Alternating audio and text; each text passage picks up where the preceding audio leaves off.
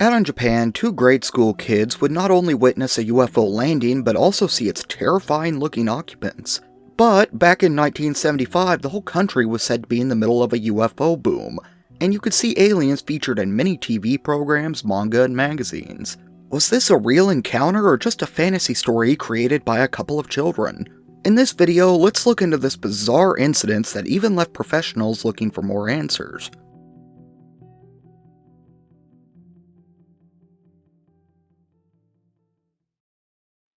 This story begins in Kamicho, Kofu City, which is located in the Yamanashi Prefecture in Japan.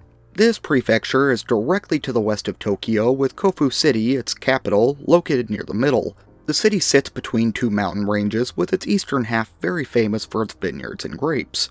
Kamicho, a district of Kofu, is located in this eastern part of the city and was home to nearly 200,000 people even back in 1975. Two of the younger residents of this town, Masato Kono and Katsushiro Yamahata, were classmates in the second grade of Yamashiri Elementary School, and were also cousins by marriage.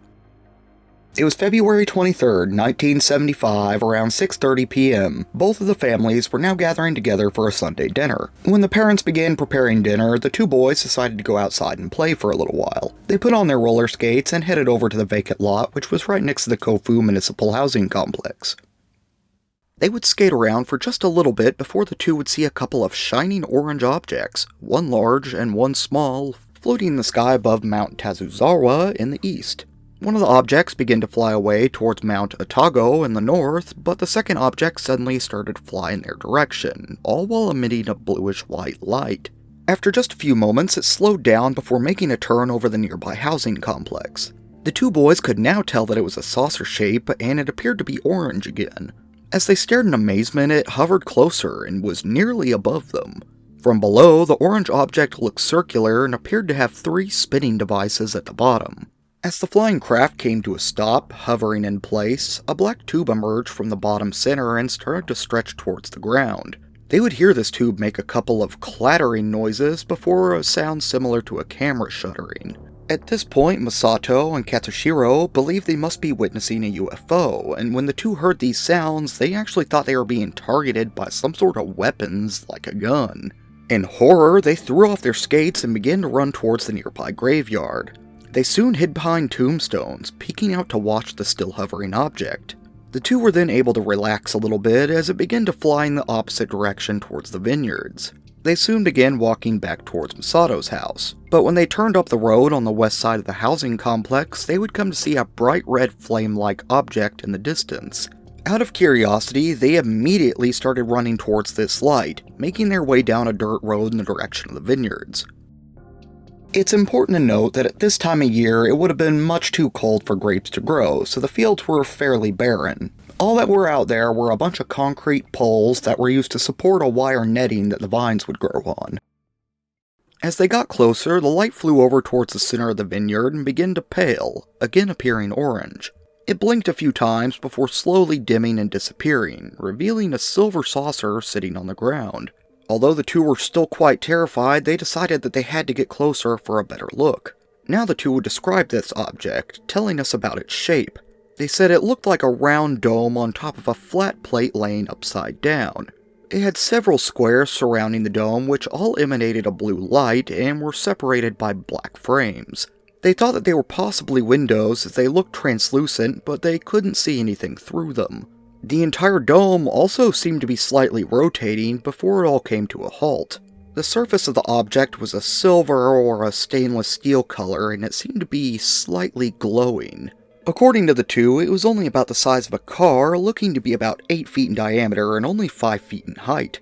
They also couldn't hear any sound coming from it, but it did seem to be kicking up a lot of dust and blowing it in their direction. They were now so curious that over the course of about 5 minutes, they would creep closer to this landed craft, getting within just a few feet away from it.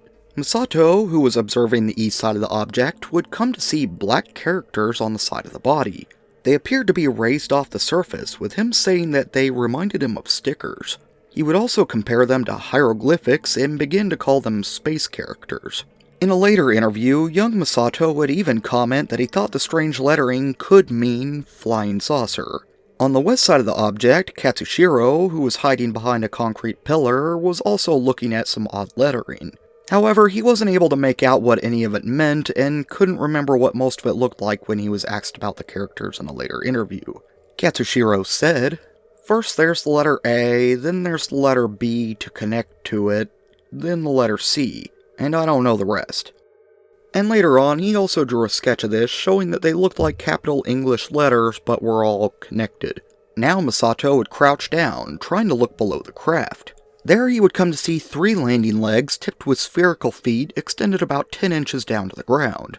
But he honestly thought that the strange lettering was much more interesting, so he stood back up to look at them some more. But right then, with a clattering sound, a door would open right next to the lettering.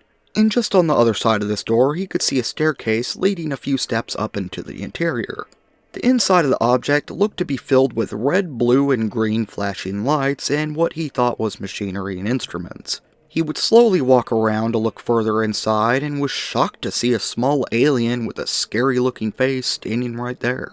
This alien only looked to be about 4 feet tall, and its head and shoulders were oddly large compared to the rest of the body. He would first notice its brown, hairless head that had 2 large, pointy, rabbit-like ears with holes in the middle. On closer inspection, the face looked to be very strange. It had no eyes and almost looked to be wearing a mask. The skin also had several deep black horizontal wrinkles which would move and shift as the alien moved. It also didn't seem to have a normal mouth, with only 3 2-inch long silver fang-like teeth able to be seen. Masato now saw that its hands only had 4 fingers and also appeared to be brown and covered in deep wrinkles. This creature wore a strange silver one-piece suit that went completely over its feet and went all the way to the top of the mask-like face. A gray belt was visible around its waist with another slung over its shoulder. When the alien turned around, Masato could see something trumpet-shaped hung on the shoulder belt, and he was convinced this was some kind of weapon like a gun. He would also see something like a seam on the back of the suit, which he thought looked like a zipper. The strange creature began to silently walk out of the craft, with its legs looking to be a bit bowed. It soon turned and looked right at Masato, with him becoming full of dread in this moment. He later said that he thought the alien planned to kill him. Katsushiro, who was still on the other side of the craft, heard some noises and began to walk around the object to investigate. But before he could get more than just a few steps away, he felt 2 taps on his shoulder. Figuring that it must be Masato, he turned around without much thought. But as he turned around, he would come to see an alien which looked almost identical to the one that Masato had described. He looked down to see that it appeared to be holding a trumpet-shaped gun in its right hand. The alien then loudly made a strange squeaking sound, with Katsushiro comparing it to a tape recorder being played back at a very high speed. In a later interview, he would be asked if it sounded like Japanese, but Katsushiro said no, he couldn't understand it, but he thought it may have been trying to say hello. In shock, he fell backwards on the ground, and out of fear, he decided to play dead. But after a moment, he started to peek around a little bit, and noticed that the alien had actually walked back over to the craft and seemed to be quickly examining different parts of it. When this was happening, the terrified Masato had run away from the alien he had seen and was making his way over Katsushiro. He helped him stand up, shouting, "Katsushiro, run away!" But he was frozen in fear, responding with, "No, I can't." Unwilling to leave his friend behind, he helped him onto his back and ran out of the vineyard. When they were back on the street, Katsushiro hopped off and turned around to look behind them. From this position, he could now see the open door and the inside of the craft as well. And now they would both witness a third alien sitting in a chair looking to be controlling some kind of machine with a control stick, all while looking at a TV-like screen. The alien again looked to be nearly identical to the other two, but seemed to be a bit shorter and also had oddly long arms. Behind it, they could see what looked to be instruments, meters, and gauges all along the wall. After just a couple minutes, the alien inside the craft turned and looked right in their direction. This again frightened the 2 boys, and they began to panic before starting to run away. This time, they wouldn't even look behind them as they sprinted full speed back to Masato's house. At this point, the parents had already finished up dinner and were starting to wonder where the 2 had went. And just then, the 2 burst into the house, almost out of breath, all while shouting, "Oh my goodness! UFO! UFO!" They were gasping for breath, all while trying to explain what they had just seen for their parents. The mothers, Misako and Hane, thought that this was just a bad excuse for coming home late and simply told them, "Don't be silly, it's late, hurry up and eat your dinner." But the two wouldn't back down, telling her, "It's true, there really is a UFO out there. Come outside and take a look." Misato then grabbed his mother's hand and urged her to go outside with them. Misako was a bit surprised by this, with the two usually settling down fairly quickly. She still didn't quite believe them, but decided to follow them outside just because of the two's strange behavior. They led her out to the west road and pointed, telling her to look at the vineyard. She would look over in that direction and quickly became quite shocked as she saw a dim orange light about the size of a basketball hovering and spinning in the center of the field. Misako would later sketch a picture of what she had seen and say, "Both Hane and I were really surprised. It looked more like it was floating low in the air rather than it was on the ground. As you can see, this area is empty fields with no lights of houses or neon lights. Besides, there was no way we could have mistaken it for something else since we had seen it from such a close distance. But I was too scared to go any closer to it. Masato and Katsushiro also pulled on my hand and tried hard to stop me from going over there." Hane would also speak of the same sighting, saying, "They were really serious when they came running into the house. So trusting them, I said, we should go, and I ran with Misako. Then they said to us, 'Look in the vineyard,' and we looked in the direction they were pointing. It was amazing. It was spinning and glowing. It appeared to be floating off the ground, the light brightening and darkening. It was cyclical, about 5 to 10 seconds. She would continue, adding, "But I couldn't tell you what it was just by seeing it glow. So I said to them, I'm going to go closer and see what's going on. But when I tried to go over there, they said to me, 'Don't go, they'll take you, don't go.' They both tugged on my hand to keep me from going. At that time, I wondered why they were saying something so strange. But they stopped me with serious faces, so I stopped approaching the object." Hane, now completely believing the two boys' stories, decided to rush back to the house in order to tell the fathers of what was going on.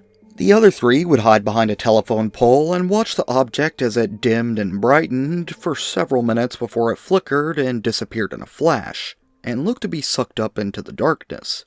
Just then, the fathers arrived, waving large sticks around that they had brought with them for defense. However, by this point, there was nothing left to be seen. The fathers walked around inspecting the area, but never found anything concerning. This left both of them pretty skeptical of the whole story. Soon they all went back home, but they wouldn't be able to forget about this whole incident. It's said that Misako would later complain about Misato, saying that he had stayed up most of the night crying and that it was annoying her. Hane would also comment that for quite a while after this, she was too frightened to go outside alone at night. The day after the incident, the two would return to their second grade classroom and almost immediately begin to draw portraits of the aliens for other students to see. Soon the entire class was said to have been in an uproar, with the teacher approaching Misato and Katsushiro, telling them, "Did you really see aliens? I don't believe that." But they were quick with their appeal, replying with, "You don't have to believe us, but we never lie to you, because we really saw them." The teacher, Miyoshi, could tell just how serious the two were, so they decided to have them present the whole story from beginning to end in front of the whole class. At first she figured that this must have been coming from watching TV or reading manga, so she planned to just wait out the story, figuring that they would get bored and make some kind of contradiction. But this didn't end up happening. For 20 minutes they would draw pictures on the blackboard, all while telling a very coherent and complex story. Then a bit later on, when the kids were outside for recess, Miyoshi would tell the other teachers about this strange story. They too could tell how complex it was and weren't sure that two 8-year-old boys could come up with a story this creative. So they would call them into the staff room and ask them to tell the story again. To Miyoshi's surprise, both Katsuhiro and Misato would explain this encounter exactly as they had before, and the two boys seemed so earnest while telling their story that the teachers would go and report this to the school principal. Soon after this, during the lunch break, Miyoshi would even go out to the vineyard with Misato and Katsushiro to conduct a small investigation. They would find a slight depression near the center of the vineyard, as well as concrete pillars that had been tilted, knocked over, and even broken. The two would tell their teacher that all the pillars had been pushed over by the UFO. They all then went back to school, with Miyoshi telling the other teachers about their outing. And after hearing about this, all of them thought it must have been some sort of prank that was played on the two kids. But they really did seem to believe that they saw something. The principal would end up contacting Yamanashi Daily News, telling them of the whole incident. Almost immediately, they would send out a crew to do their own field survey of the vineyard. Although they wouldn't mention any kind of impression in the ground, they could clearly see the damaged concrete pillars. They would also note that the wire webbing on top of the pillars had been stretched out as if something very heavy was placed on top of them. Soon, the whole group would be interviewed, with Miyoshi now pretty sure that the two boys had really seen something frightening. They said, "As a teacher, I knew that if they were making things up, it would not be good for them in their future. So I thought I would try to get them to confess their lies. If you're caught in a lie later, you won't be able to take it back. If you tell them the truth now, I'll apologize on your behalf. So be honest with me." But they said to me, "We're not lying at all, we really saw them." But Miyoshi was still worried that they may start to exaggerate the whole thing over time and mix up fantasy with reality, saying, "I told them to repeat the story of the incident over and over again, pausing every few days. I also tried to keep them separated as much as possible. Nevertheless, their stories always remain the same from beginning to end. I think it's because their shock was so great that the incident is so strongly burned into their memories." This journalist would then interview Masato and Katsushiro and was surprised by how consistent and quick to answer questions they were. This man, Kabuto, would then show him a picture of an Adamski-type UFO and ask them if it had any resemblance to what they had seen the night before. And to his surprise, Masato would point to the dome on the top of this UFO and say, "There is nothing like this on the UFO I saw. The windows of the UFO were not round, but square. The center of the bottom was not this big, but there were 3 landing gears just like this one." Now, Kabuto would also hear about how Katsushiro was starting to get on his parents' nerves. He was starting to refuse to go to his 5 p.m. classes because it would be dark afterwards and he was afraid that the aliens might come back again. About another month would go by before a writer and researcher of strange phenomena, Hiroshi Minamiyama, would again take the two boys out to the vineyard for another investigation. He would then have the two draw the approximate size of the UFO and the dirt in the area that they had witnessed it. From this, Hiroshi determined that it must have been roughly 16 feet in diameter. He would then measure all of the concrete pillars, finding them to be about 7 feet apart. The damaged pillars were still there in the middle of the vineyard, but this just confused him even more.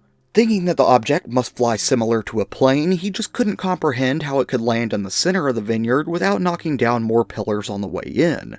He said, "Where did the UFO, which is about 5 meters in diameter, enter the vineyard, and how long did it take to land in the middle of the vineyard without knocking over surrounding concrete pillars, which have a spacing of only about 2 meters?"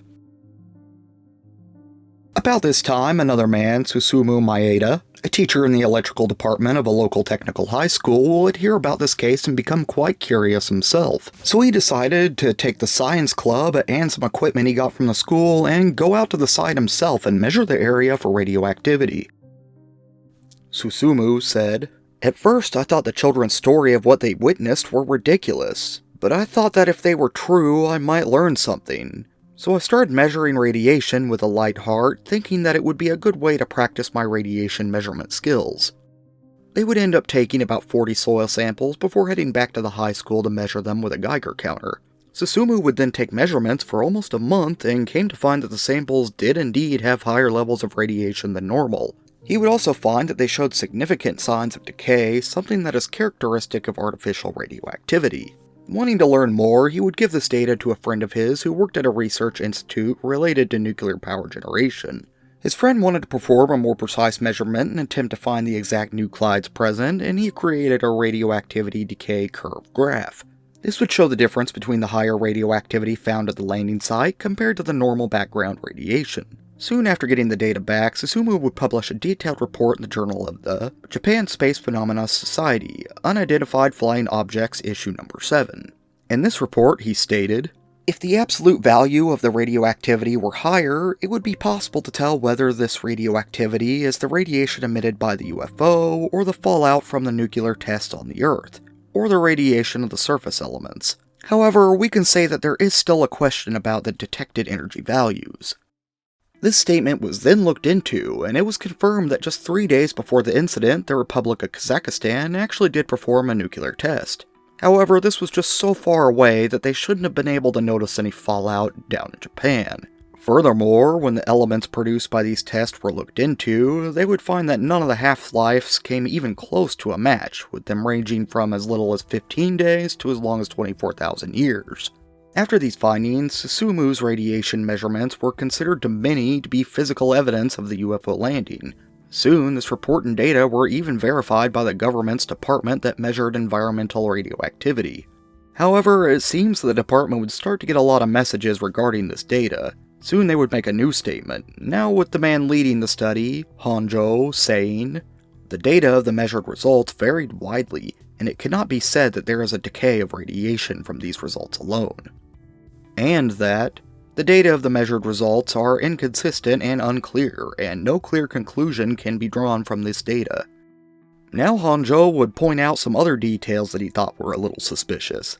On the night of the sighting, around 6:30 p.m., he said that it should have been dark enough for other residents to have witnessed all of these reported lights. But although there were many sightings in that area around that time, none of them had been reported specifically in that area on that night. Honjo said that just this fact was enough to make the two boys' story much less credible. But others have come to point out that the mothers had also seen the lights, and although the sun was setting at that time, it doesn't mean it was completely dark yet. Honjo would later say that the light could have also been bonfires seen at a distance, with Misato's neighbor now claiming that her daughter had gone out to the vineyard the next day and found something resembling ashes. And this statement has been looked into as well, with it being found that the wind that day would have been blowing directly towards all of the witnesses, but not one of them had reported smelling anything burning. Honjo continued, pointing out that in 1975, Japan was right in the middle of a UFO craze, with aliens and strange craft being shown in TV programs, manga, and magazines. He would also compare the aliens the two boys had seen with aliens featured in an episode of The Outer Limits, which, interestingly, over in Japan is called Fantasy Science Movie Ultrazone. The aliens do appear to be very similar, but this episode would have came out in 1966, 2 years before the boys were even born. This means that they could have seen reruns, but Honjo couldn't find any evidence of any station still showing these episodes at that point. He would also look into the Shonen magazine, which would feature stories about UFOs on a regular basis. In the February 24th issue in 1974, he would find an alien that resembled the one seen in Kofu. But he also admitted that he didn't think the two young boys would remember that much detail from a year-old magazine. He would also compare this encounter with various other UFO sightings in the area, saying that they could have all just been misidentified planes. Honjo would back this up by explaining how planes usually had one orange, one red, and one white light. He would also provide a map that showed that many planes flew directly over Kofu, with an airport just a few miles away from where the sighting took place. Although this theory could explain the lights, many are quick to point out that this doesn't explain everything else that had happened that night.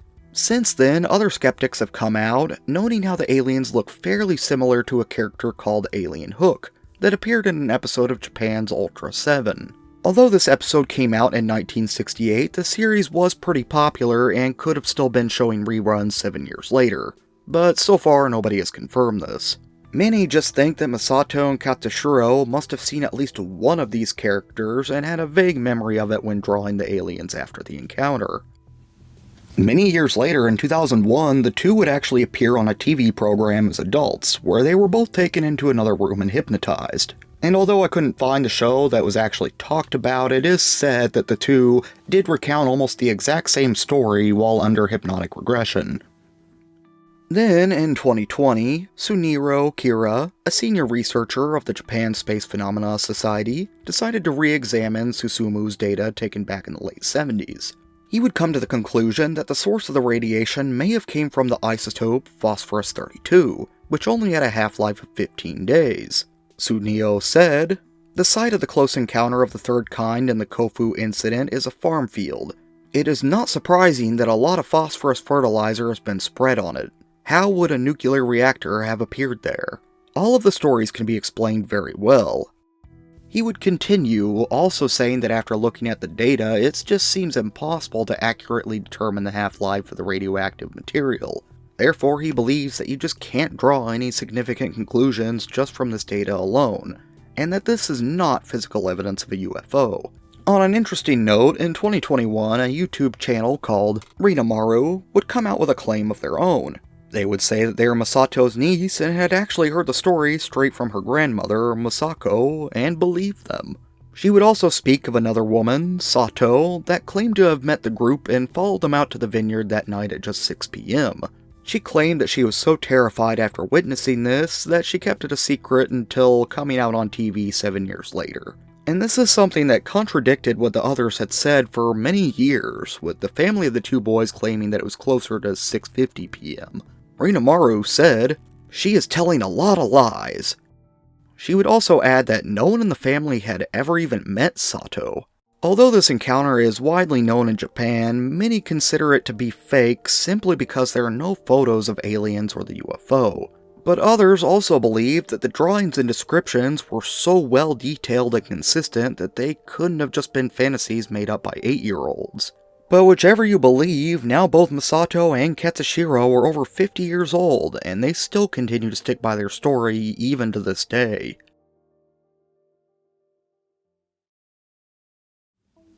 Thanks again for watching, everyone. Please leave a like and subscribe if you like this type of content, and be sure to leave a comment too. I'm always interested in what you guys think about these topics, and it does help me out in the algorithm too. A big thanks goes out to otakupapa.net. Surprisingly, they were by far the most detailed source I could find for this story, and they were able to translate a lot of these Japanese reports into English. So a link to that will be down below in the description if anybody's interested. And if anybody would rather have this in audio form, this is available on most podcasting platforms. And for anyone wanting to show their support, I do have a channel membership up and a Patreon where you can get these videos early and ad-free. This was Matt, and I want to believe.